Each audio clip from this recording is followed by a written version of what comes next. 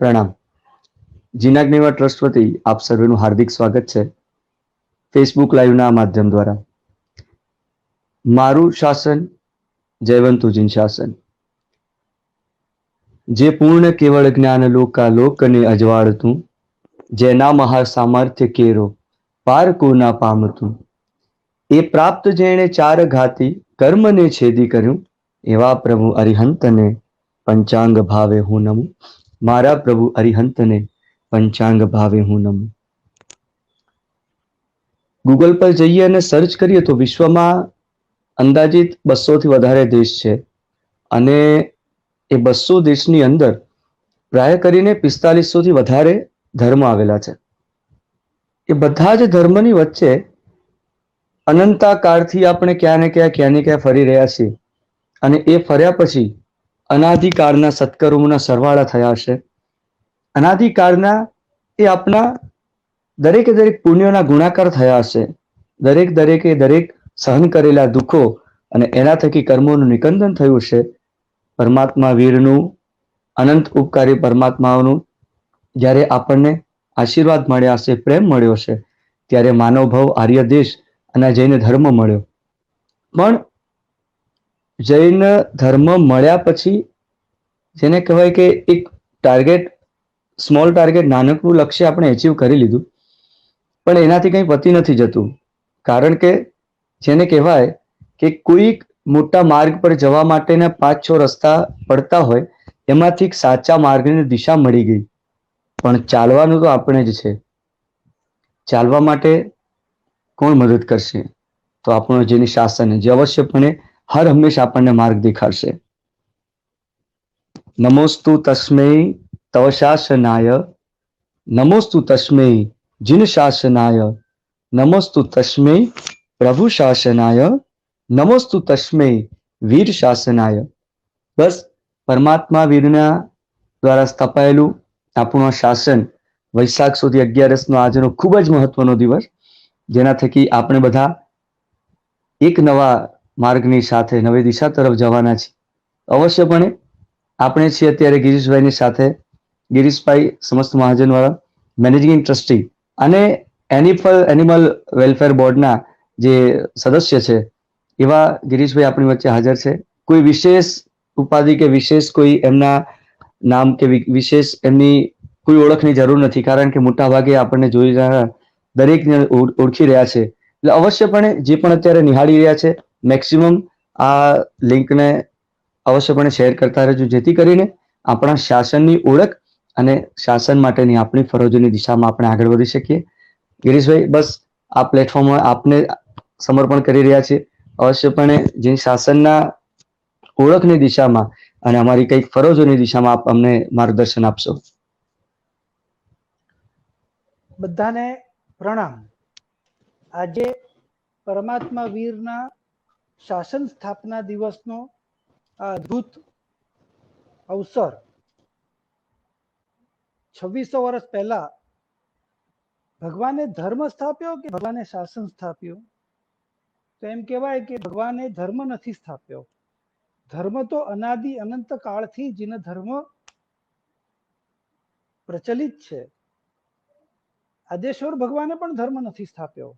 અનંતા 24 અને હવે પછીની આવતી અનંતા 24 તે જીન શાસન જૈન ધર્મ તો અનંતા કાળ સુધી આ વિશ્વના કલ્યાણ માટે એ સ્થપાયેલો જ છે.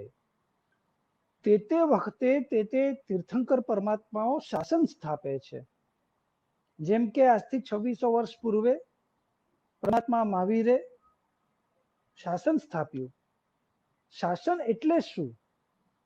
એક્ઝેક્ટ શાસનનો અર્થ આજના પરિપ્રેક્ષ્યમાં આપણે વિચારીએ તો ભાઈ મહારાષ્ટ્ર શાસન, ગુજરાત શાસન, પછી ભારત શાસન, ભારત સરકાર એટલે કે ગવર્મેન્ટ ઓફ ઇન્ડિયા, એટલે ગવર્નન્સ એટલે વ્યવસ્થા. આ ધર્મને જે આત્મકલ્યાણકારી છે, એકાંતે આત્માનું કલ્યાણ કરે છે અને બીજાનું અહિત નથી કરતું. કોઈને પણ દુઃખ આપ્યા વગર માત્ર ને માત્ર આપણા આત્માનું કલ્યાણ કરે એવી વ્યવસ્થાનું નિર્માણ કરવું, એનું નામ શાસન છે. પ્રભુ વીરે, મારા એ પરમાત્માએ આજના શુભ વૈશાખ સુદ 11ના દિવસે 21,000 વર્ષ ચાલનારા એમના શાસનની સ્થાપના કરી. એ શાસનને આજે 2500-2600 વર્ષની વચ્ચે પૂરા થયા. 18,500 વર્ષ સુધી આ શાસન ચાલવાનું છે. અને એ કેવળ જ્ઞાની, એ તીર્થંકર પરમાત્મા કે જેમને બધી જ ખબર, આ લોક પરલોક દુનિયાની એક એક વાસ્તવિકતાની જેમને ખબર, માટે જ પ્રભુ કેવા હતા તો કે વાસ્તવિકતાનું દર્શન કરાવનારા પ્રભુ હતા. અને વાસ્તવિકતાનું દર્શન હતું માટે પ્રભુ એમ કહ્યું કે ભાઈ આ 21,000 વર્ષનું જે મારું શાસન છે, એ શાસન એ ડિસ્ટર્બન્સ વાળું શાસન રહેશે, ટર્બ્યુલન્સ વાળું શાસન રહેશે. એવા 2500 વર્ષ ભગવાન જ્યારે એમનો સમય નિર્વાણનો નજદીક આવ્યો અને ઇન્દ્ર મહારાજે વિનંતી કરી, પ્રભુ થોડીક વાર માટે આપ આપનું આયુષ્ય વધારી કાઢો તો આ ભસ્મગ્રહ જે લાગુ પડવાનો છે એ ન પડે. પ્રભુએ કીધું, નિયતિને સલામ, એ મારા હાથમાં નથી. અને પ્રભુનું નિર્વાણ થયું. 2500 વર્ષ પ્રભુના નિર્વાણ પછી ભસ્મગ્રહ ના ગયા. એનું પૂંછડિયું ફટકા મારી રહ્યું છે. પણ આપણા બધા માટે સૌભાગ્યપૂર્ણ વાત એ છે કે હવે પછીનો 5,000 વર્ષનો સુવર્ણકાળ આવવાનો છે. અને સુવર્ણકાળ ની શરૂઆતના અણસારો દેખાઈ રહ્યા છે. છેલ્લા તમે વિચાર કરો, મારા ગુરુદેવ પરમ તારક પન્યાસ ચંદ્રશેખર વિજય યાદ કરું, 1970-80 ના દાયકાથી એમને શરૂ કરેલી યુવા જાગૃતિ, એમને શરૂ કરેલી ધર્મની રુચિ, અને એમને શરૂ કરેલી એક એક હૃદયની અંદર પ્રભુ શાસનનો દીવડો પ્રગટાવતી શુભ ભાવોની ધારાઓ 2000ની સાલ પછીના વર્ષો જોઈએ તો આ છેલ્લા 15-20 વર્ષમાં, એમાં વિશેષ કરીને છેલ્લા 5-10 વર્ષમાં જે સહજતાથી આજનું મેકોલે શિક્ષણ ભણેલા ડબલ ગ્રેજ્યુએટ પોતાની જાતને ખેરખા સમજનારા પણ જ્યારે ભગવાનનું શાસન સમજે છે ત્યારે એ તટસ્થતાથી બંને પક્ષનો વિચાર કરે છે કે હું જે ભણ્યો એ અને આ શાસ્ત્રો, આ બે વચ્ચેનો જ્યારે સમન્વય કરવાની કોશિશ કરે છે ત્યારે એનું માથું ભગવાનના શાસન સામે ઝૂકી જાય છે. અને ઝપાટા બંધ રીતે આજે યુવાન અને યુવતીઓ, બાલ બ્રહ્મચારીઓની દીક્ષા થઈ રહી છે. 5,000 વર્ષના સુવર્ણકાળનો આ એમ કહેવાય ને કે એ વટવૃક્ષ જે 2500 વર્ષનું થયું, આમ 21,000 વર્ષનું શાસન ગણીએ તો 2100 વર્ષના એમાં 10 ભાગ પાડીએ 100 વર્ષના અત્યારના આયુષ્યના હિસાબે, તો આપણો હવે પહેલો 10 વર્ષનો જે બાલ્યકાળ એ પૂરો થયો. હવેનો યુવા કાળ 20 વર્ષ એટલે કે 5,000 વર્ષનો શરૂ થાય છે. આપણી બધાની એક નૈતિક ફરજ એ બને છે કે વેપાર ધંધામાંથી જે કઈ પુરુષાર્થ સમયનો સદુપયોગ કરવાનો છે એ કર્યા સિવાયનો જે સમય બચે છે, કારણ કે શ્રાવક શ્રાવિકા છીએ તો આ સંસારમાં રહેવું જ પડવાનું છે, અને સંસારમાં રહીએ છીએ તો પ્રવૃત્ત પણ રહેવું જ પડવાનું છે. તો આમ શાસનમાં શ્રાવકો શ્રાવિકાઓ માટે કહેવાય ને કે આડંબરે શું દેહરે રે જઈએ, ચિંથરે હાલતમાં દેરાસર ન જવાય. અને આડંબરે શું દેરે જઈએ તો કોઈના પૈસે ન જવાય. સ્વ પાર્જિત, એટલા માટે તો માર્ગાનુસારીના 35 ગુણોમાં પહેલો ગુણ છે ન્યાય સંપન્ન વૈભવ. તો એ ન્યાય સંપન્ન વૈભવથી જે કઈ લક્ષ્મીનું અર્જન થાય, જે કઈ લક્ષ્મી પુણ્યની આપણે ઉપાર્જન કરીએ, એ લક્ષ્મીના આધારે જીવન વ્યાપન કરતી વખતે 24 કલાકનો સમય ગણીએ તો ભગવાનના શાસનને આપણે શું આપશું? 6 કલાક ઊંઘના જોઈએ છે, 6 કલાક વેપારના જોઈએ છે, 6 કલાક આપણી બધી દિવસ દરમિયાનની પ્રક્રિયા પળોજણની જોઈએ છે તો પણ આપણે 6 કલાક રોજ ભગવાનના શાસનને આપી શકીએ એમ છીએ. આપવું એટલે શું? એક્ઝેક્ટલી શું આપવાનું? સમય આપવાનો. સમય આપીને કરવાનું શું? તો ઢગલાબંધ કામો છે. આમ તમે આમ નીકળી પડો ને કામો માટે, તો જે દ્રવ્ય વ્યવસ્થાઓ ગોઠવેલી છે, જે શાસનની વ્યવસ્થાઓ, જેમ કે આપણે ભારત શાસનનો વિચાર કરીએ તો 84 અલગ અલગ મંત્રીઓ છે, મિનિસ્ટરો. કપડાના મંત્રીને, કેમિકલના મંત્રીને, શિપિંગના મંત્રીને, રોડ રસ્તાના મંત્રીને. શું આપણે ભગવાનના શાસનમાં આવા 84 મિનિસ્ટર ન હોઈ શકે? ભાઈ રોડ રસ્તા હોય જ, માનો કે, તો આપણો મંત્રી જઈને ત્યાં ન કહી શકે ભાઈ રસ્તા તો હોવા જ જોઈએ, પણ સાથે માનો કે હશે તો હશે, પણ અમારા રસ્તા એટલે કે અમારા પારિવ્રાજકોના ચાલવાના રસ્તા જોઈશે, બળદગાડા, ઘોડાગાડી કે ઊંટગાડીના રસ્તા જોઈશે, બંને બાજુ ઘેઘુર વટવૃક્ષોથી ઢંકાયેલા વૃક્ષો જોઈશે, જેથી અમારા પક્ષીઓને પણ પૂરતો ચારો એ જ રસ્તાની બંને કોરે મળી જાય. એમ 84 ડિપાર્ટમેન્ટ માટે એક R&D નું આપણું એક ડિપાર્ટમેન્ટ જોઈશે, કે તમામમાં કેમિકલ ફર્ટિલાઇઝરનું ડિપાર્ટમેન્ટ.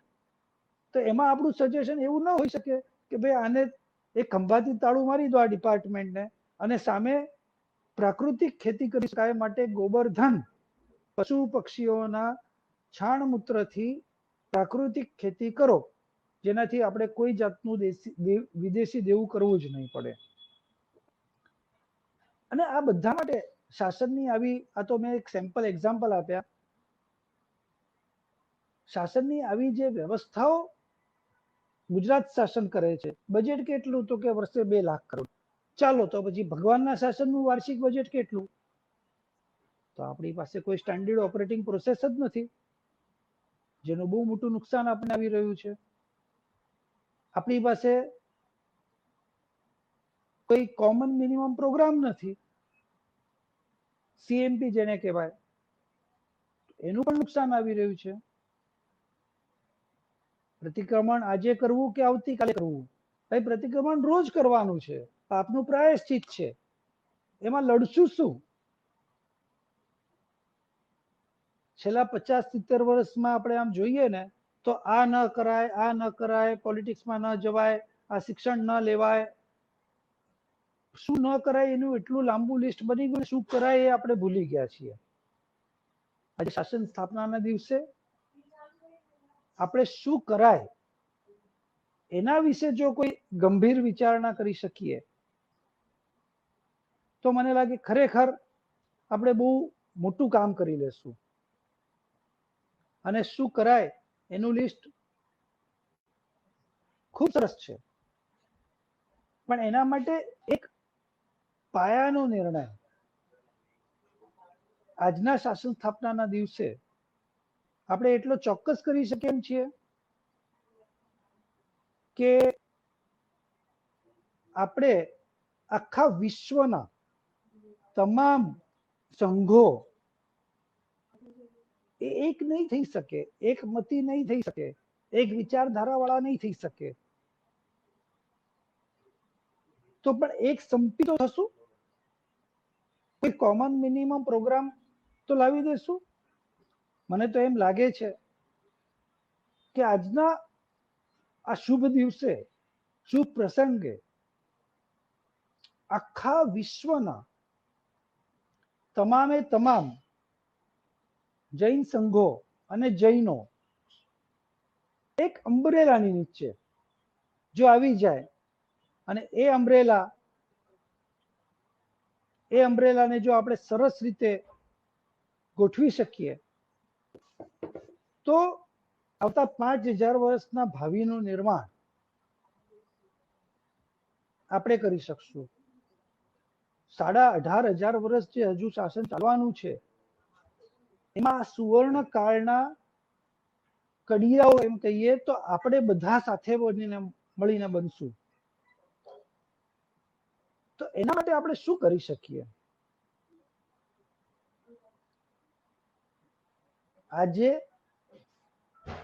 આ તબક્કે મને એમ કહેવાનું મન થાય છે કે આપણે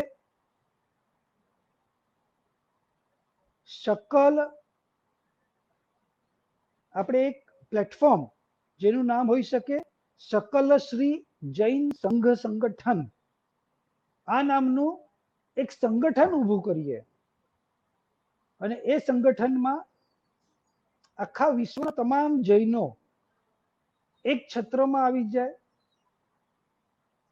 તમામ આવા ઘણા બધા પ્રયાસો આજથી 25-50 વર્ષમાં અલગ અલગ રીતે થયા છે. કોઈને કોઈ રીતે તમામ પ્રયાસો ખૂબ સફળ પણ થયા છે.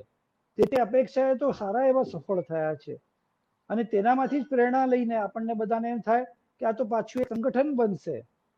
કદાચ એવું પણ બને અને કદાચ એવું ન બને અને આ સંગઠન એવું બને કે આમાં સકળ શ્રી જૈન સંઘ સંગઠન આવી જાય અને સંગઠનના માધ્યમથી પંચમ કાળે સંગઠન એ શક્તિ છે. પંચમ કાળે સંઘે શક્તિ કલિયુગે આપણે બધા ભેગા થઈને આપણે શું કરવું જોઈએ એના વિશેની વિચારણાઓ શરૂ કરશું. શું ન કરવું જોઈએ એની વિચારણાઓ ખૂબ કરી અને મોટા ભાગનો આપણો સમય તમે જુઓ તો પેલાએ આમ કેમ કર્યું, પેલા મારા સાહેબે આમ કેમ કર્યું, પેલા સંઘે આમ કેમ કર્યું, એને આમ ન કરવું જોઈએ, ઓલાએ આમ ન કરવું. મારા ભાઈ તારે શું કરવું જોઈએ વિચાર કરને. કોઈએ શું ન કરવું જોઈએ એની વિચારણામાં આપણે એટલા બધા ગળાડૂબ થઈ જઈએ છીએ કે આપણે શું કરવું જોઈએ એની વિચારણા આપણે કરતા નથી. આપણી પાસે ઘણા બધા મુદ્દાઓ, દાખલા તરીકે શાસન સ્થાપના. આજે શાસન સ્થાપનાનો દિવસ, તો શાસન સ્થાપનાના દિવસે આપણે એવું નક્કર શું કામ કરી શકીએ કે જેના કારણે આપણે અલગ અલગ પાસાઓને વિચારતા જોઈએ. તો એ 4 ફિરકા આપણા દિગંબર, શ્વેતાંબર, સ્થાનકવાસી અને દેરાવાસી.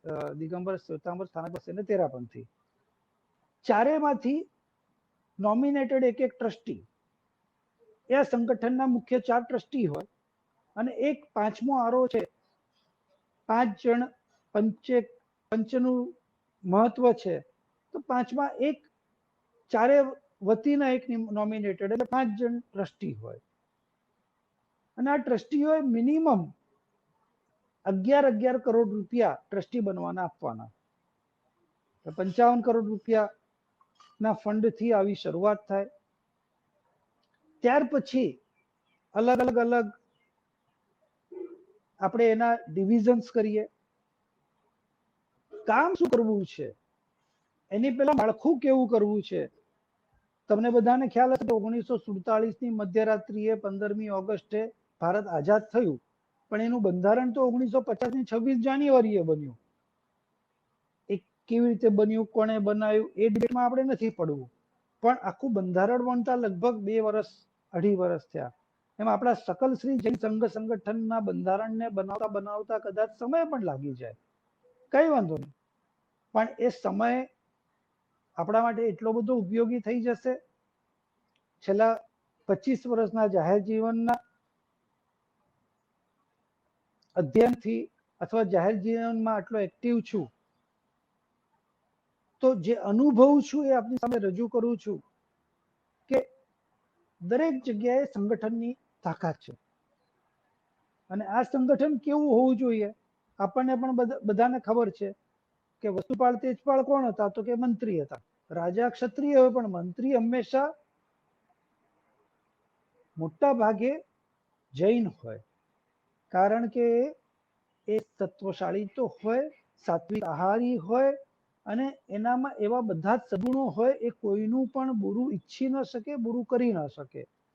માટે એ બધા તત્વના આધારે એનામાં એક જબરજસ્ત પુણ્યનો યોગ હોય અને એના આધારે પ્રજાની સુખાકારી વધે. આજે કોરોનાની મહામારી આવી, ક્યાં ગયું આપણું શાસન? છેલ્લા 1-1.25 વર્ષથી આપણે આમ અપાહિજ થઈને જોઈ રહ્યા છીએ કે આવેલી આ કૃત્રિમ અથવા અકુદરતી જાતની આવી આ બીમારી સામે આપણી પાસે પ્રતિકાર કરવાની કોઈ શક્તિ જ નથી. આપણું આયુર્વેદ, આપણા શાસ્ત્રો, આપણા મંત્ર તંત્ર જંત્ર, આપણા પરમાત્માની શાસન દેવોની તાકાત, આ બધાને જાગૃત કરવી પડશે. અને આવું નહીં કરીએ તો નુકસાનો વધારે દેખાય છે. માટે દરેક તબક્કે આના માટે જાગૃતિ લાવવી પડશે. એવી રીતે આપણે લોકશાહીના 5 પાયા છે, જેમ કે પોલિટિશિયન્સ છે, જ્યુડિશિયરી છે, પ્રેસ પત્રકારો છે અને એડમિનિસ્ટ્રેટિવ આઈએએસ અધિકારીઓ વગેરે છે, અને 5મું છે મીડિયા. તો આ 5 જે રાજકારણના 5 શાસનના 5 પાયા છે. કોઈ પણ રાજ્ય ચલાવવું હોય કે દેશ ચલાવવો તો આ 5 પાયા ઉપર ચાલી રહ્યું છે. તો આ ભગવાનના શાસનને તેના પરિમિત વ્યવસ્થાઓમાં 5 પાયા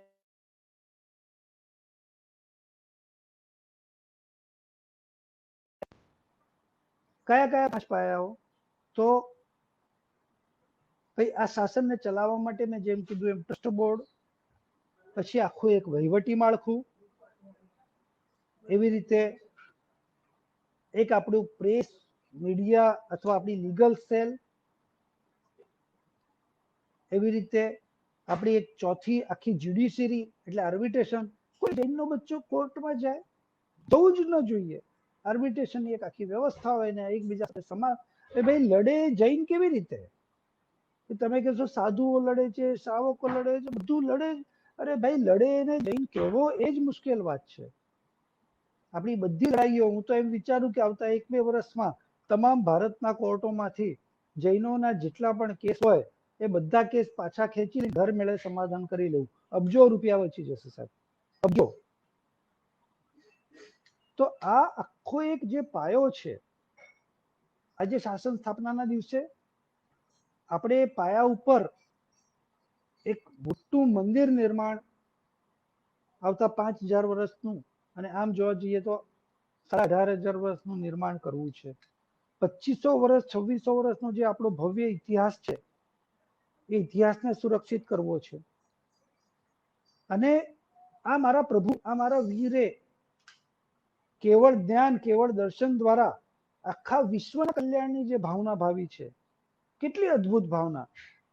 વિશ્વના યોગક્ષેમની જવાબદારી અર્હદ વક્ત્ર પ્રસૂતમ ગણધર રચિતમ દ્વાદશાંગમ વિશાલમ ચિત્રમ બહવર્થયુક્તમ મુનિગણ વૃષભ. મુનિઓના વૃષભ સ્કંદો ઉપર આખા વિશ્વના યોગક્ષેમની જવાબદારી મૂકેલી છે. આજે આપણી પાસે 15,000 સાધુ સાધ્વી ભગવંતોની એક જબરજસ્ત મોટી ફોજ જેને કહી શકાય આપણી પાસે છે. લડવૈયા છે, બધા કાલકાસુરીના ચેલાઓ છે. શાસન ઉપર આવેલી આફતમાં હાથમાં તલવાર લેનારા છે, અને નહીં તો ખૂણામાં માથું મૂકી અને આત્મ મંથન કરનારા છે, આત્મદર્શન કરનારા છે, અભ્યાસ કરનારા છે, જ્ઞાનાભ્યાસ કરનારા છે. પણ કાળ એવો આવ્યો છે કે આ 15,000 મેદાનમાં આવવું પડે એવું છે. 15,000 પૂજ્ય સાધુ સાધ્વી ભગવંતો, ગુરુ ભગવંતો 5-5ની ટુકડીમાં અલગ અલગ અવગ્રહને સ્થાપિત કરી લે તો 3,000 ગ્રુપ થાય. પછી કોઈ બી ફિરકા, એ પરમાત્મા મહાવીરનો વેશધારી છે, અમારા માટે, એમના માટે સેલ્યુટ છે. અમારા માથું એમના ચરણોમાં છે. એ કયા પંથનો છે અમારા માટે બહુ મહત્વનું નથી. એ કઈ સામાચારીના છે બહુ મહત્વનું નથી. સામાચારી જેની જે હોય, એ શ્વેતાંબર હોય, દિગંબર હોય, સ્થાનકવાસી હોય, તેરાપંથી હોય, નો ઇસ્યુ. એ ભગવાનના છે, એ ભગવાનના શાસનના છે. અને ભગવાનના શાસનના પાયાના જે મૂળભૂત હિતવર્ધક ગુણો છે એને આ વિશ્વમાં ફેલાવવા માટે, વિશ્વની તમામ વસ્તીને ગુણોથી વાસિત કરવાની જવાબદારી આ ધર્મગુરુઓની છે. 3,000 ગ્રુપ 3,000 મુખ્ય સ્થાનોમાં ચાતુર્વાસ કરે, એટલે 4 મહિના ભાવિત કરે લોકોને. અને બાકીના 240 દિવસમાં રોજ 10 થી 12 કિલોમીટર, 8 કિલોમીટર, 10 કિલોમીટર વિહાર કરે. એક ગ્રુપ 240 વિહાર કરી શકે રોજ. 3,000 ગ્રુપ, એમાં 200-500 સ્થિર વાસના અથવા તો ઉંમરના છોડી દો તો 2500 ગ્રુપ, અને લગભગ 250 ગામડા, 6.25 લાખ થી 6.5 લાખ ગામડા એક વર્ષમાં કવર થઈ જાય. ગામડે ગામડે ગામડે ગામડે પરમાત્માનું શાસન, પરમાત્માના શાસનની વાતો પહેલા એને મારા ગુરુદેવનું એક પુસ્તક હતું, હું માણસ તો બનું, એમ એને પહેલા માણસ તો બનાવીએ. આ દેશના તમામ લોકો આ બધા જૈન બની જાય પોસિબલ નથી ને જરૂરી બી નથી. બધા માણસ તો બને, બધા સંસ્કારી તો બને, બધા આર્ય કુળમાં જન્મેલા આ બધા ભાવિકો એ હિંસા મુક્ત તો બને, એ વાત્સલ્ય ને પ્રેમથી એકબીજા સાથે વાત કરે, એ ભૂમિકા તો ઊભી થાય.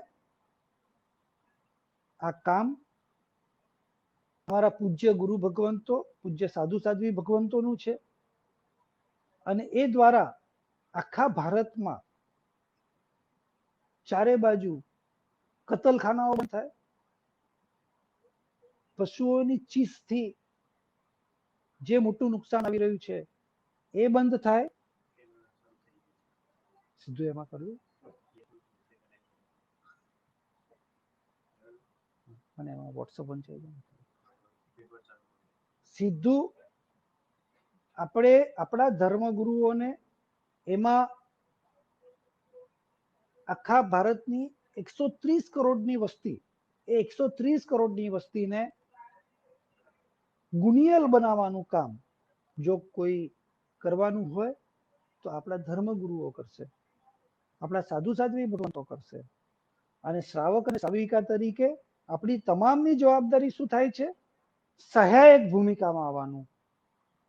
પછી હું આ ગ્રુપનો, હું આ ફેડરેશનનો, હું ફલાણાનો, હું મારા ભગવાનના શાસનનો, હું મારા પ્રભુ વીરના શાસનનો, તમામ જે કોઈ સદગુણોની સરવાણી વહાવતા તમામની સાથે હું. આવી એક ભૂમિકા જ્યારે આપણે રચશું તો એ ભૂમિકાના આધારે આ વિશ્વના કલ્યાણની ભૂમિકાને આપણે પ્રશસ્ત કરી શકશું, માર્ગ ચોખ્ખો કરી શકશું. આજે એનજીઓની શું જવાબદારી છે, કોર્પોરેટ્સની શું જવાબદારી છે, વેપારીઓની શું જવાબદારી છે, આપણા મિલિટરી ફોર્સ, આપણું પોલીસ, આપણા રાજા મહારાજાઓ, આપણા ડોક્ટરો, આપણા શિક્ષકો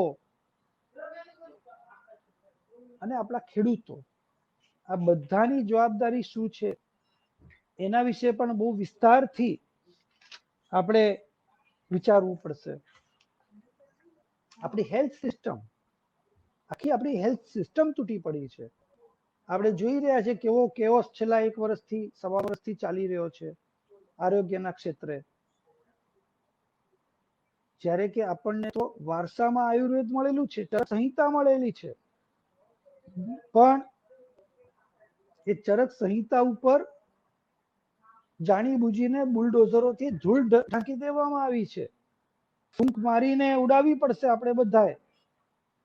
અને એમાં પડેલા જે તત્વો છે એનાથી આ વિશ્વના તમામ લોકો, 700 કરોડની પ્રજાનું આરોગ્ય સુધરે એવી ભાવના ભાવી પડશે.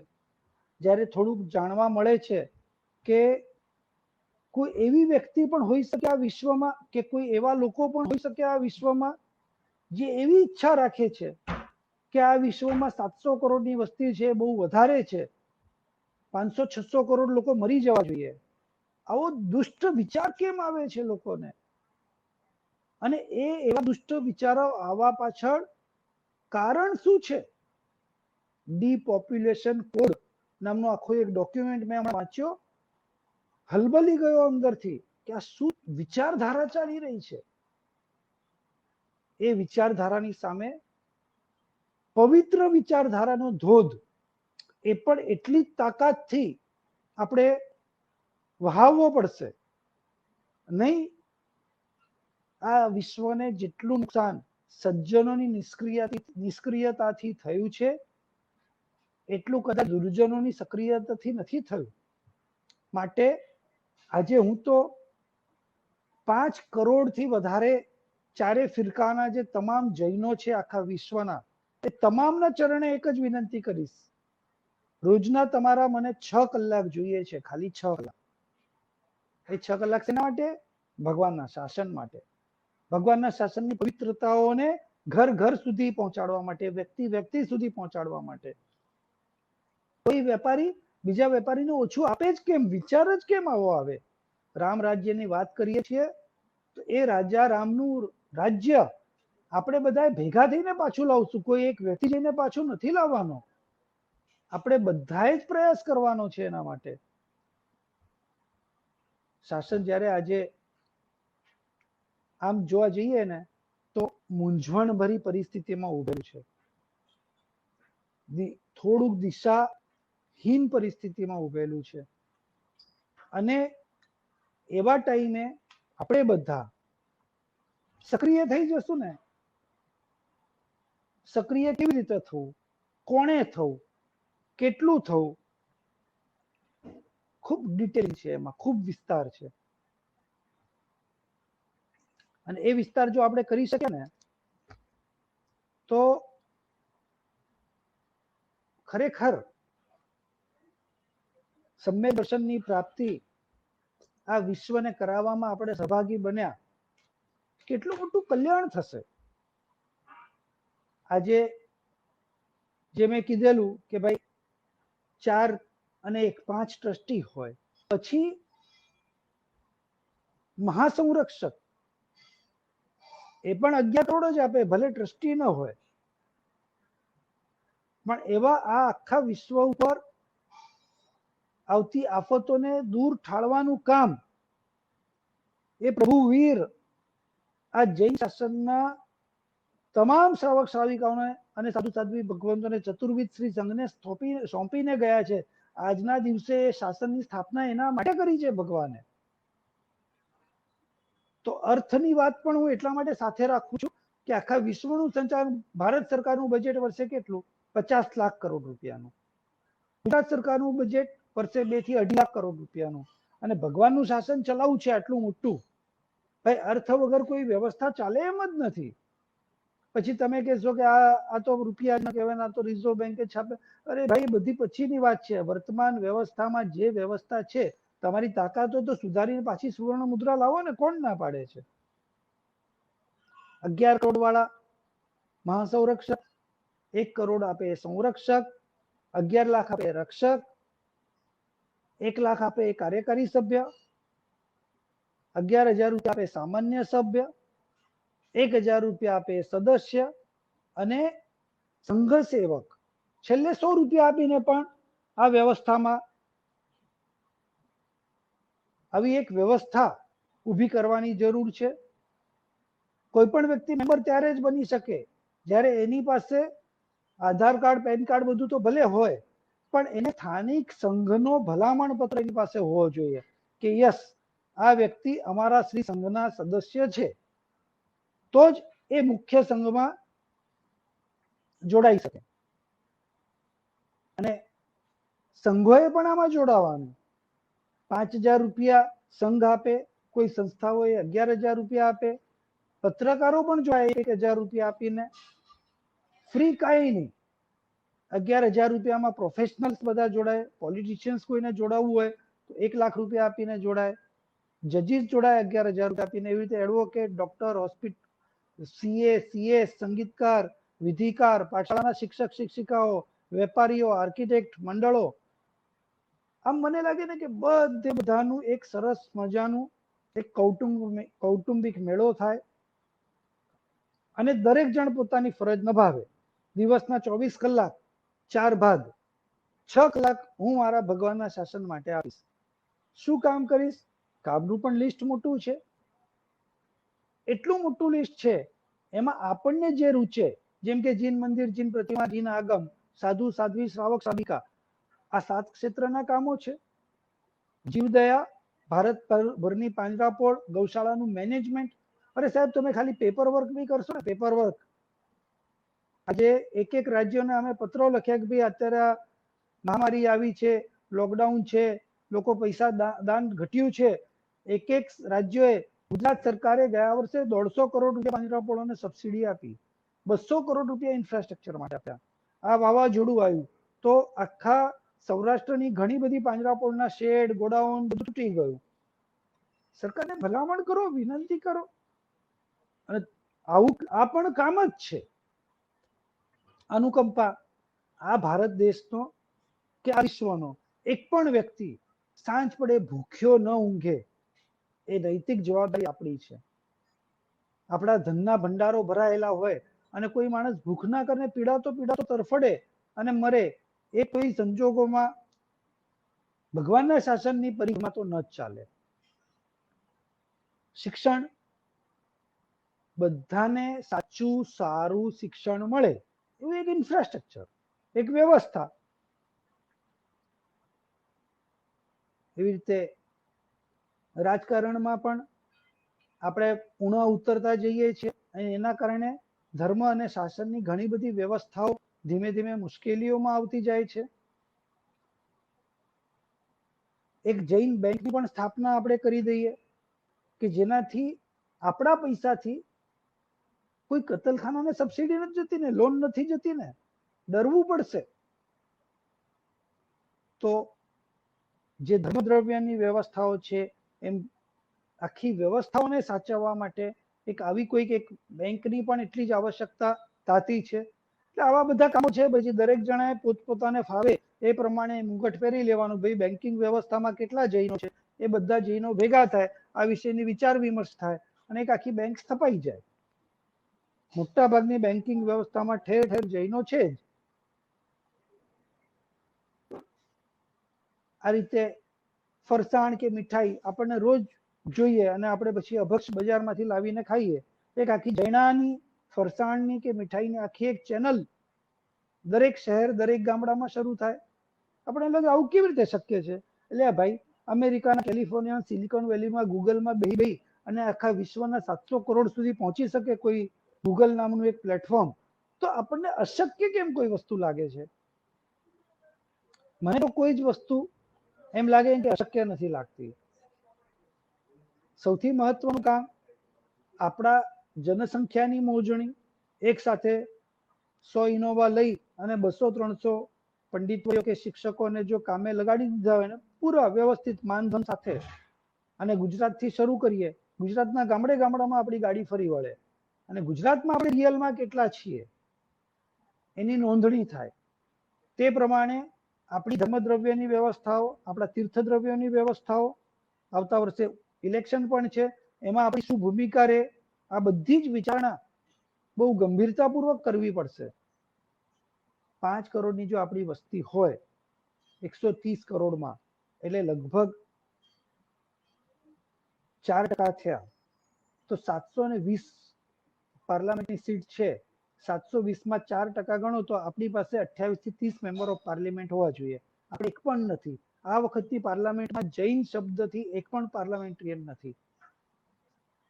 આપણને રાજકારણમાં જવું છે એવી વાત નથી, પણ આપણા જીવદયાની વાત કે આપણા ધર્મ તીર્થોની રક્ષાની વાત કે આપણા વિહાર માર્ગોની વ્યવસ્થાઓની વાત જે કાયદા કાનૂન આખા ભારત માટે બનાવે ત્યાં જઈને કરનાર કોઈ હોવું તો જોઈશે ને.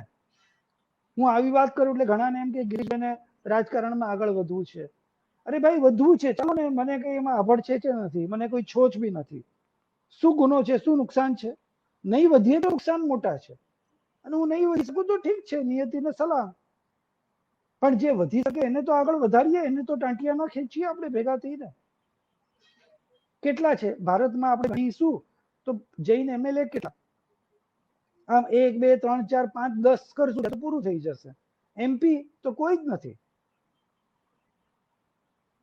આજે જયારે ભગવાનના શાસનની વાત કરીએ છીએ તો શાસનની વ્યવસ્થાની સાથોસાથે શાસન એટલે આ જે ધર્મ ભગવાને પ્રરૂપ્યો, જે અનાદિ અનંત કાળથી વિશ્વના કલ્યાણની એકમાત્ર ભાવના ભાવનારો કોઈ ધર્મ હોય તો એ જૈન ધર્મ છે.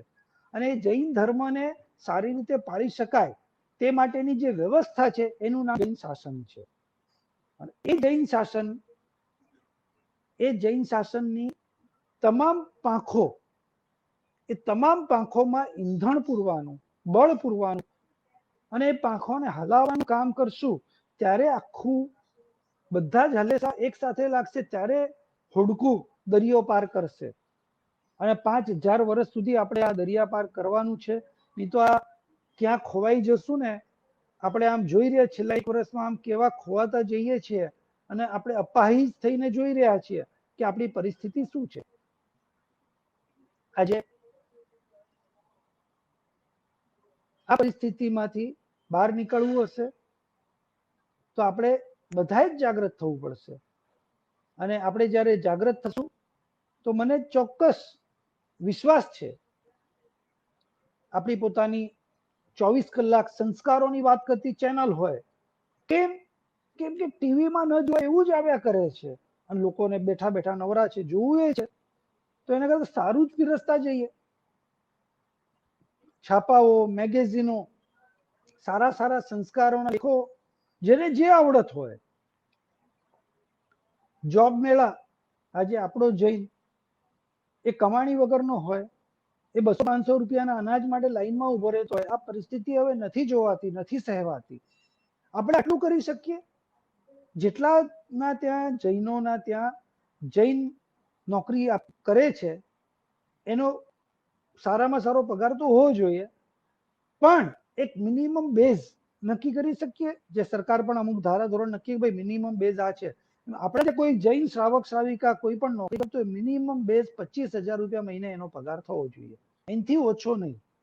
અને જેટલા શ્રેષ્ઠી વર્યો છે, જેની તાકાત છે, એ તમામ જણા પોતાની તાકાત પ્રમાણે, સામેવાળાની હોશિયારી પ્રમાણે પગાર નક્કી કરીને, જૈનોને જો એકવાર નોકરીએ લઈ લે, તમે કહેશો વેપારમાં ભાઈ એનું પુણ્ય નથી, માટે અત્યારે એને વેપાર ચડાવાય નહીં, પહેલા એને સ્થિર કરાય નોકરીએ લઈને, અને પછી જો એમાં એની હોશિયારી હોય તો આપણા ધંધામાં, કારણ કે આપણી સાચી સાધર્મિક ભક્તિ એ કે સામેવાળાને આપણે આપણા જેવો બનાવીએ, તો એટલે એને ધંધામાં આપણે ધંધો શીખવાડીને આગળ વધારીએ તો ઓટોમેટિક. મારા હીરા બજારમાં ચાલે છે વર્ષોથી, એક પાલનપુરીના ત્યાં 100 જણા શીખવા આવેલા હોય, એના માટે તો એ રસોડું કર્યું હોય.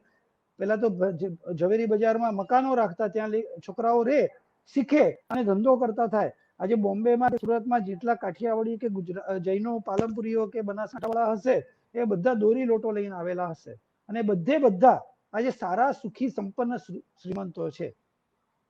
તો એ ઉપકાર કોનો?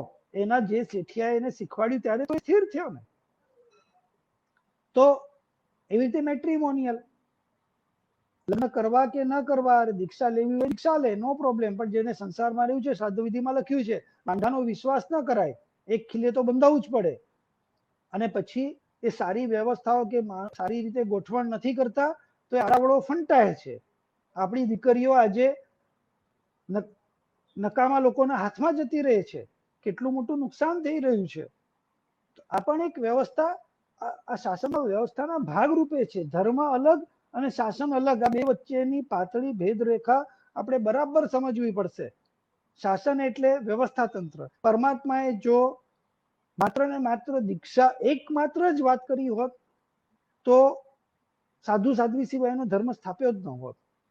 પણ પ્રભુએ, કારણ કે પ્રભુ કેવળ જ્ઞાની હતા, કેવળ દર્શની હતા, એમને ખબર હતી. પરમાત્મા મહાવીર સ્વામીને પોતાને જ માત્ર ને માત્ર 6,000 સાધુ સાધ્વીનો એમનો પરિવાર હતો, જ્યારે આજે તો 15,000 છે. એટલે ભગવાનના શાસનમાં તો એનાથી તો 3 ગણા લગભગ સાધુ સાધ્વી થવા આવ્યા છે. તો એનો આનંદ છે. પણ સાથે સાથે શ્રાવક શ્રાવિકાઓ પણ આ વિશ્વ કલ્યાણકારી વ્યવસ્થામાં એટલા જ મહત્વના છે. અને હું શ્રાવક છું માટે શ્રાવકોની વાત કે શ્રાવિકાઓની વાત કરી રહ્યો છું કે આપણે આખી વ્યવસ્થા, એક પણ જૈન નોકરી વગરનો ન હોવો જોઈએ, વેપાર વગરનો ન હોવો જોઈએ. માંડવ રાજ્યો ને નામે દેવ સુપાસ, કેવી સુંદર વ્યવસ્થા. ગામમાં કોઈ નવો સાધર્મિક આવે, 1 ઈંટ અને 1 સોના મોહર મળે. 1 લાખ પરિવારો રહેતા હતા. પેલા ભાઈને એ દિવસે 1 લાખ સોના મોહર મળી જાય, વેપાર કરતો થઈ જાય, 1 લાખ ઈંટ મળી જાય, એનું મકાન બની જાય.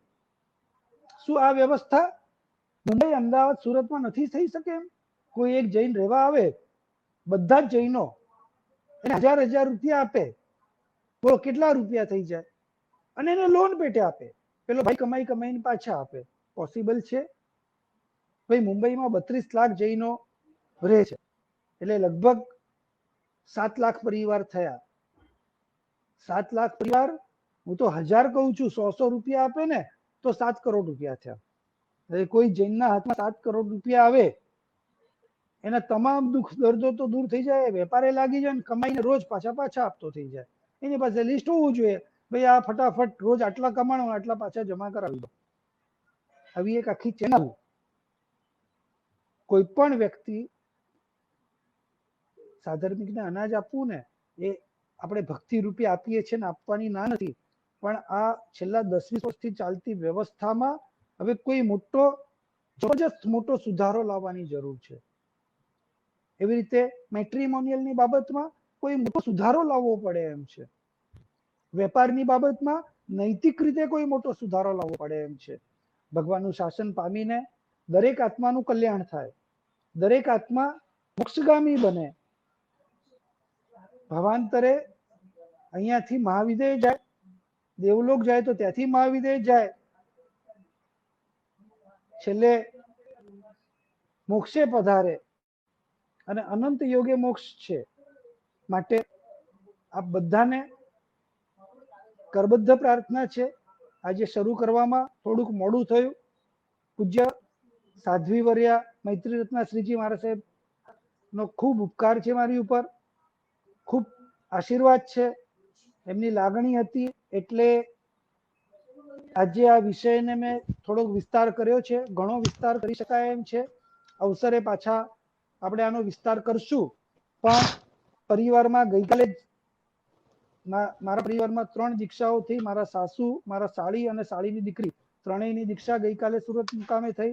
આજે સવારે લોકો વરવા આવવાના હતા, વરવા આવ્યા, એના કારણે મને 10 વાગે જોડાવું હતું, પણ થોડુંક 15-17 મિનિટ મોડું થઈ ગયું. એના માટે હું બધા જ શ્રાવક શ્રાવિકાઓની માફી માંગુ છું કે હું સમયબદ્ધ રહેવા વાળો માણસ છું, પણ આજે મારે સંજોગોને અનુકૂળ થોડું લેટ થઈ ગયું. પણ આ ખૂબ ગંભીરતાથી આજે શાસન સ્થાપનાના દિવસે એક પ્રતિજ્ઞા લેશું કે હે પ્રભુ, તમારું શાસન 18,500 વર્ષ સુધી આખા વિશ્વનું કલ્યાણ કરે. વિશ્વના જે કોઈ લોકો એમ વિચારે છે કે આ વિશ્વની વસ્તી ઘટાડો, આ વિશ્વના લોકોને મારી નાખો, આવા બધા દુર્બુદ્ધિ વાળાઓને પણ સબુદ્ધિ આપે અને આવા કૃત્રિમ રોગો દ્વારા કોઈને મારવાનો કોઈને વિચાર ના આવે. અને હે પ્રભુ, અહીંયા જે આત્માઓ નિગોથી ફરતા ફરતા ફરતા આ મનુષ્ય લોકમાં આવી ગયા છે, એ તમામે તમામ આત્માઓનું કલ્યાણ થાય. રોજ પેટમાં પધરાવાતા કરોડો અબજો જીવોની પણ શાતા વળે કોઈનું પણ અકાળ મૃત્યુ ન થાય, કોઈની હત્યા ન થાય. પ્રભુ, અમારા ક્રોધ, કશાય, માન, આ બધામાંથી અમે મુક્ત થઈએ. અને પ્રભુ, આપે જે પંથ અમને બતાવ્યો છે એ પંથે ચાલવા માટે શ્રાવક શ્રાવિકાઓ એ સહાયક ભૂમિકામાં છે, શાસન અને આખી વ્યવસ્થા ભૂમિકામાં છે. અમે સારી રીતે ગોઠવી શકીએ એવું સદભાગ્ય અમારું બધાનું ખીલે. દેવગુરુ ધર્મની કૃપા અમારી ઉપર વરસતી રહે અને ભગવાન તમારા શાસનનો જય જયકાર અમે કરાવી શકીએ એવી શુભ ભાવો સાથે મારી વાણીને હું અહીંયા વિરામ આપું છું. જીનાજ્ઞા વિરુદ્ધ મારાથી કઈ બોલાઈ ગયું હોય તો હું ત્રિવિધે મિચ્છામિ દુક્કડમ કહું છું. પ્રણામ. ખૂબ ખૂબ આભાર ગિરીશભાઈ આપનો. ખરેખર આમ એવું થાય કે વિશ્વમાં ગિરીશભાઈની છબી એક ઉચ્ચ કક્ષાના જીવદયા પ્રેમી તરીકેની તો છે જ, પણ સાથે સાથે શાસન માટેનો પ્રેમ, શાસન માટેની રક્ષાના વિચારો, માત્ર વિચારો નહીં પણ એ વિચારોને કેવી રીતે એપ્લાય કરવા, એને આખી પૂરી સ્ટ્રેટેજી સાથે જે ઓલવેઝ તૈયાર હોય છે. હર હંમેશ ગિરીશભાઈને સાંભળવાનું ખૂબ મન થાય અને સાંભળ્યા પછી એવું થાય કે કારણ કે એમના દરેક શબ્દમાં, દરેક વાક્યમાં એક આખું નવું ભવિષ્ય જોડાયેલું હોય છે કે એક વાક્ય પણ પકડી લઈએ ને તો પણ એવું થાય કે જૈન શાસનની રક્ષા માટેનો એક આખી નવી સ્ટ્રેટેજી, એક આખો નવો પ્લાન ઘડાઈ રહ્યો છે. બસ એક જ પ્રાર્થના છે અત્યારે પરમાત્માને પણ કે ગિરીશભાઈને એટલા બધા આશીર્વાદ આપે, એટલી બધી શક્તિ આપે કે જેવા જીવદયાના કાર્ય તો કરી જ રહ્યા છે, પણ એવા શાસનના સેવા અને શાસનની રક્ષાના જે પણ આજે ઘણી બધી સ્ટ્રેટેજીની વાત કરી, એ ખરેખર એવું પણ હશે કે જે આપણને જોઈ રહ્યા છે અથવા ભવિષ્યમાં જોનારા પણ છે અથવા જે જોઈ નથી રહ્યા, પણ ઘણા બધાના હૃદયમાં એ બધી વાતો ક્યાંક ને ક્યાંક તો હશે જ. બસ એને હવે જાગૃત કરવી છે. બસ ગિરીશભાઈ, આપનું કંઈક આલંબન મળે અને જે થકી આપે જે બધી આજે આખી સ્ટ્રેટેજિકલી વાત કરી એનું ઇમ્પ્લિમેન્ટેશન કરવા માટે જીનાજ્ઞેવા ટ્રસ્ટ તો ઓલવેઝ હર હંમેશ તૈયાર રહેશે, કારણ કે આપ તો અમારા જીનાજ્ઞેવા ટ્રસ્ટના, જીનાજ્ઞેવા ગ્રુપના દીકરાઓના પિતામહ છો, એટલે પિતાની વાણીને કોઈ દિવસ નકારો ન હોય, એ ઓલવેઝ આવકાર અને આશીર્વાદ સ્વરૂપે જ લેવાતી હોય. પણ એની સાથે સાથે શાસનની સેવા માટે જ્યારે પણ યુવાનોને જરૂર પડશે, આશા છે કે ત્યારે હર હંમેશ યુવાનો તૈયાર રહેશે. ખૂબ ખૂબ આભાર ફરી એકવાર ગિરીશભાઈ આપનો. બસ પ્રોપરલી આખી સ્ટ્રેટેજિકલી કંઈક આપણે વર્કઆઉટ કરી શકીએ એવી ભાવનાની સાથે નવી દિશાની તરફ આપણે આગળ વધીશું. પરમાત્માને ફરી એકવાર પ્રાર્થના, જાગૃત થઈએ, આંખો ખોલીએ, સૂતેલા સિંહને જગાડીએ. માત્ર આપણી નૈતિક ફરજ નહીં, પણ આપણા પોતાના ભવિષ્ય માટેના ડગલા માંડવાની આજથી શરૂઆત કરવી છે. તો જ આપણા 2577મો શાસન સ્થાપના દિવસ સફળ થશે. બસ પરમાત્માની આ પ્રાર્થના સાથે ગિરીશભાઈ ફરી એકવાર ખૂબ ખૂબ આપની અનુમોદના. આવા બીજી શેડ્યુલની વચ્ચે આપણે સમય આપ્યો, ફરી એકવાર ખૂબ ખૂબ આભાર આપનો. પ્રણામ. પ્રણામ. ધન્યવાદ.